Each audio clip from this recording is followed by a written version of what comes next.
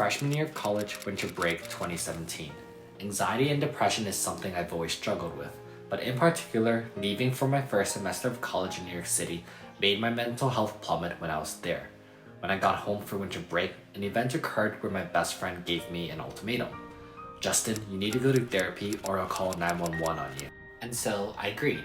I agreed to start going to therapy, and this is what I want to talk about today. For those of you who don't know me, my name is Justin, and I want to talk about my perspective on mental health and my process of going through therapy, and I hope that someone out there can resonate with it, and I hope that I can also contribute my own unique perspective. So I can tell you that even though I did agree to start therapy, the initial steps were still some of the hardest. If I hadn't agreed to that ultimatum, I might have avoided it forever, to be honest. I remember being so scared, not knowing what it was, how it would fix something that felt so inherent to me, and I was also scared of things like medication and being weak for needing therapy. But still, when I did end up flying back to New York City, I was able to work with my school's counseling office and the insurance office in order to schedule a long-term therapist with me. And within a month of being back, I had my first session. I remember this first session being so terrifying. When I was finally called in after a long time waiting, I walked into a quiet, cozy room. My therapist, she was sitting on a chair, and opposite to her was a couch where I was supposed to sit on. And when I first sat on it, I was sitting on the edge of the couch because I was so nervous. And I remember that anytime she asked a question or asked about how I was feeling, I could not respond. I kept answering with, I don't know, I feel numb, everything feels numb, and just more I don't knows. And really, my emotions were just shutting down. In fact, at one point, because I was just so mentally exhausted, I began to lie down on the couch and play music instead in an effort to calm me down, and also indirectly try to express my emotions instead through music. Now, I obviously did consider should I continue, especially given the circumstances in which I started therapy, but there was something in my session that really stuck with me.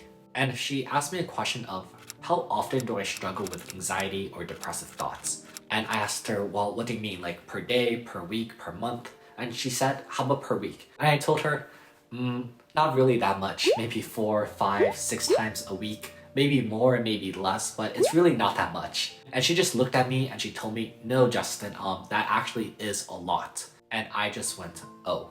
And it made me realize this dissonance between my brain and what was reality. So I started attending therapy 4 times a week, and after a few months, I began to feel pretty comfortable.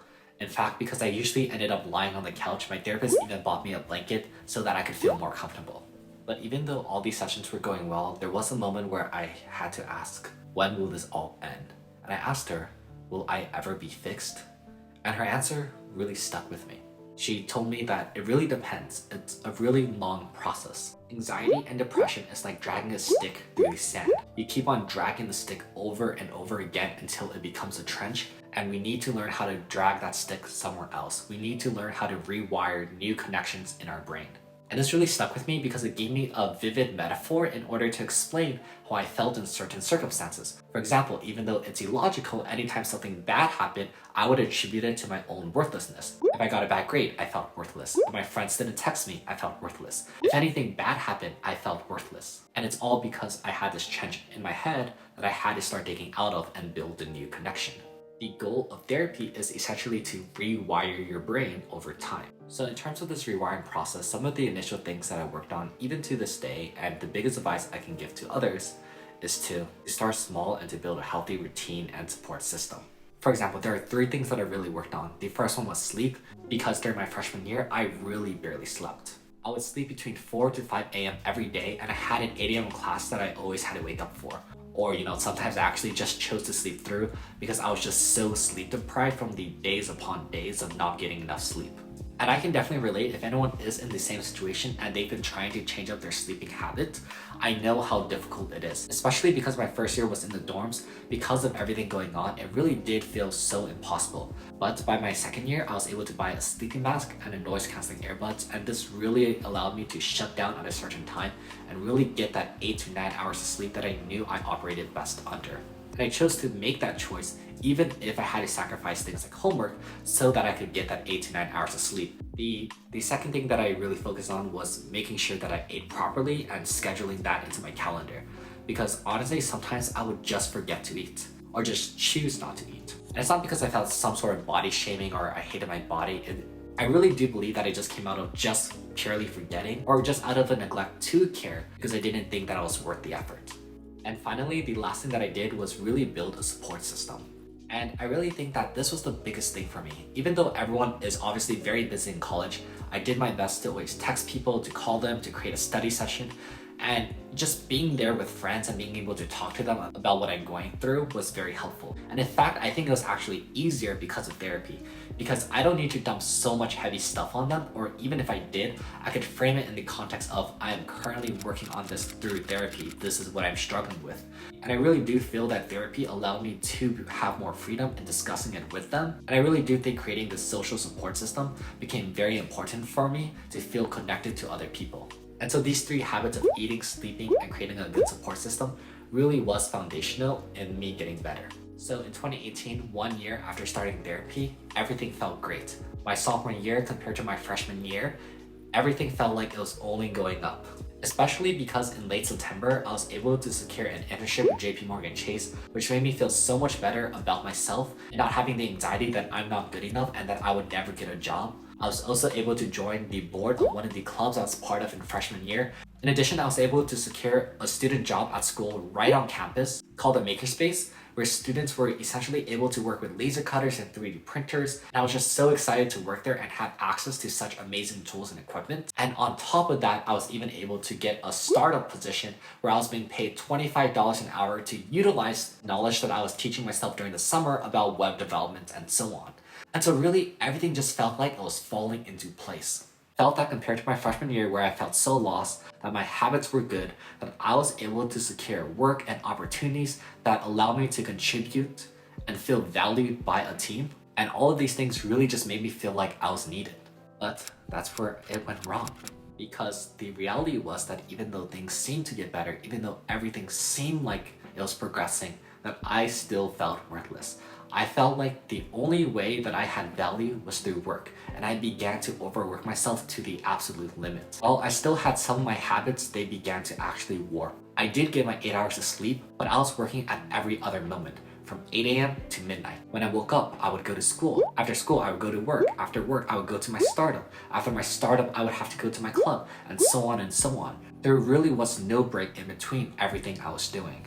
It got so bad that even though I was scheduling time to eat, that I would just take a small sandwich and I would just be nibbling on the sandwich throughout the entire day. And sometimes I would even just divide the sandwich in order to get by with as little as I could, because I felt like it was a waste of time when I could be working. And I really began to relapse. One day when I went to therapy, I told my therapist, I can't do this anymore. I really can't. And we talked through it and we talked through different scenarios. And at that point, she convinced me to go to the hospital, and that's what we did. We took an Uber to the hospital, and during that car ride, I felt so frantic. I felt so useless because I had completely relapsed. And also, as you can imagine, I felt so scared having to go to the hospital at all, because again, I didn't know what to expect, and I never thought that I would get to such a serious point. When I got there, I actually had to voluntarily sign a form to admit me in, and I specifically remember asking them, what happens if I don't sign it? And they told me, well, then you'll be involuntarily admitted in.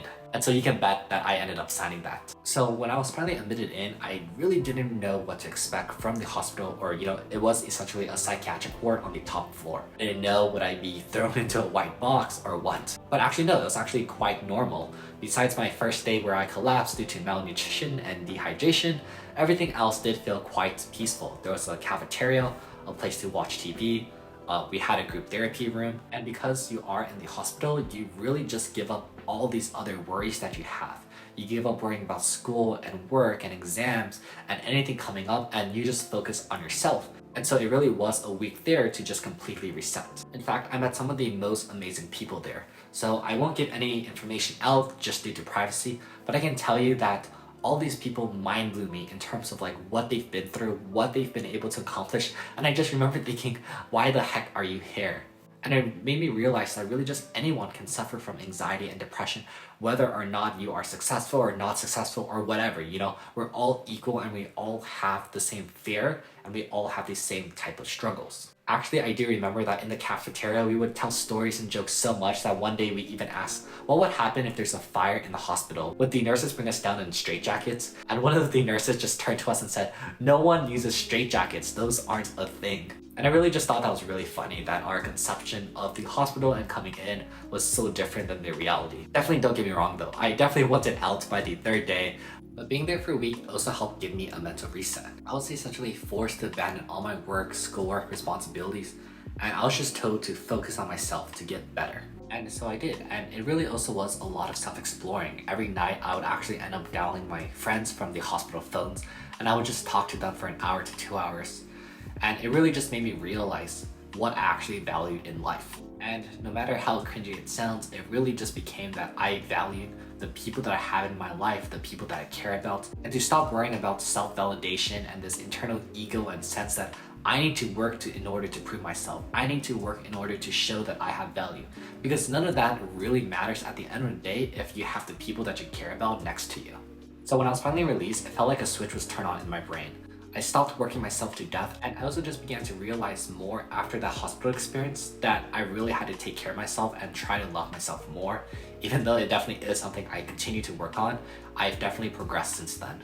There were other things that obviously also significantly helped me, such as beginning to take medication alongside therapy, doing DBT group or dialectical behavior therapy where you learn how to change your behavior in response to stress really helped. And I actually ended up combining 3 times private therapy, 2 times DBT per week. And this ended up really being a way for me 1 hour per day to really escape from the stress of all academics and everything and just focus, hey, now's the time to focus on yourself. And so slowly I began to drag that stick away from that initial trench that I had dug for so long. So as soon as I felt that I was in control, as soon as I learned what was important to me, life really began to get better from there. And this time for real. That's it for this video. If you have any thoughts, leave it down below in the comments. Hit the like, subscribe, and notification bell. Join my Discord because I would love to talk to all of you guys out there, and I'll see you all next time. Bye-bye.